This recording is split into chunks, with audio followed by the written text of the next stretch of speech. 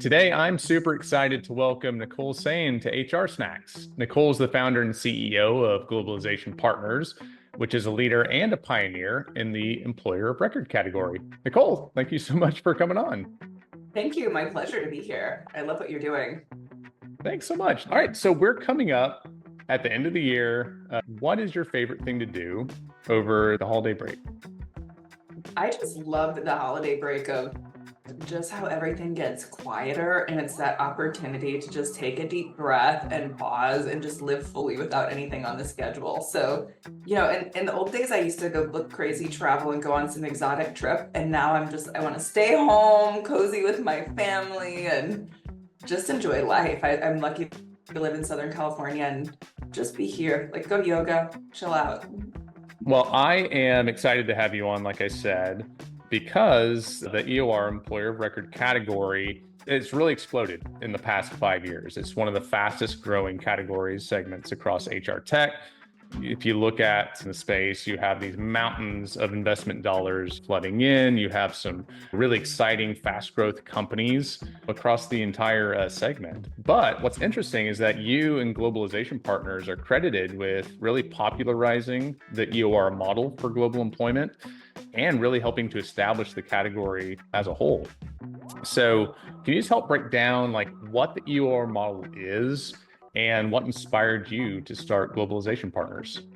Yeah, my pleasure. So, the global employer record model is ultimately what it means is if one of our customers wants to hire an employee in the UAE or Brazil or the UK, normally in the old days, they would have had to set up a company in that country before they could hire their first employee. So that requires a lot of legal and HR work. And then once you set up a company, you have to comply with HR, legal, and tax jurisdiction in that country. So hiring an employee in another country is really the trigger for a whole bunch of legal, tax, and HR issues in any country. And so I used to work as a consultant helping customers all over the globe. And after setting up like 100 companies in the UK for 100 different companies, I just thought if I could just set up one company in each country and give all of my customers access to a global infrastructure, I would have a much more scalable business model. And of course, not only is it the legal compliance over the globe, and we had to pioneer like the legal infrastructure underneath the business model because there was no existing way of doing this. So not only was it all the legal stuff underneath, but in the subsidiaries, but software on top. Because when you're onboarding thousands of people a month, and with the pace of change of technology, you really have to put everything at people's fingertips. So the way it works is when a customer wants to hire somebody in the UK, they sign a contract with us, we sign a contract with the employee with the terms they want to issue to the employee, everything's locally compliant. They pay us, we pay them.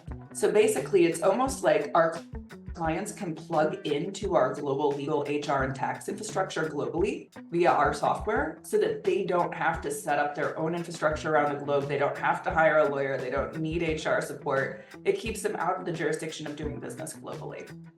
So it's almost like these are full-time employees, but GP is set up as the middleman between this contingent labor type relationship between the employee and the employer, where you have the 100%. liability. Yeah, 100%. That is what it is ultimately. But I will say the employees feel like they're working for our customers. Like if they're putting it on their LinkedIn or their identity level, they're never going to say they work for us. That's just a legal nuance. For day-to-day purposes, they work for the end customer.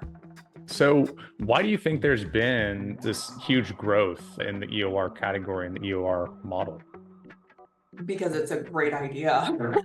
I mean, anyone who's listening to this is like, oh my God, there's so much, just administrative legal nuance of doing business in any country, and everybody needs to hire people globally. It was already happening, really in the early 2000s. It started happening with telecommunications being so much better. Everybody got excited of, oh, there's all this talent all over the globe and we need more talent to run our businesses. But now it's just been accelerating. We're 25 years after the dot-com era, and the technology's kept up, including via the employer of record model, which is that we need to be able to hire people all over the globe in order to access new markets and get the talent that we need. That said, even though that is such an absolute business need, having to deal with the laws all over the globe, the legal infrastructure of the core fundamentals of how we do business, everything's built on tax, right? tax and laws and HR protections that our ancestors fought for on a country by country, jurisdiction by jurisdiction basis. And like all of that is like really locked in, and companies have to be compliant everywhere they do business. So figuring out how to be compliant in every single jurisdiction when you have people all over the globe is basically impossible.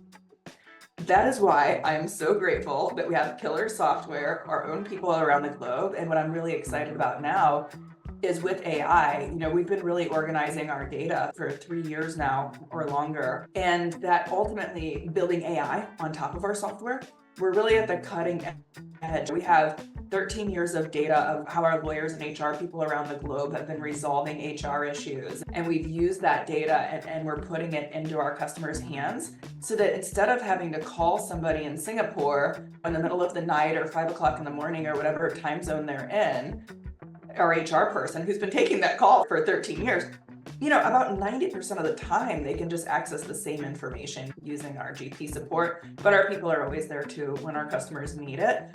Because ultimately, as you know with HR, there's a lot of things that don't fit in a box and never will.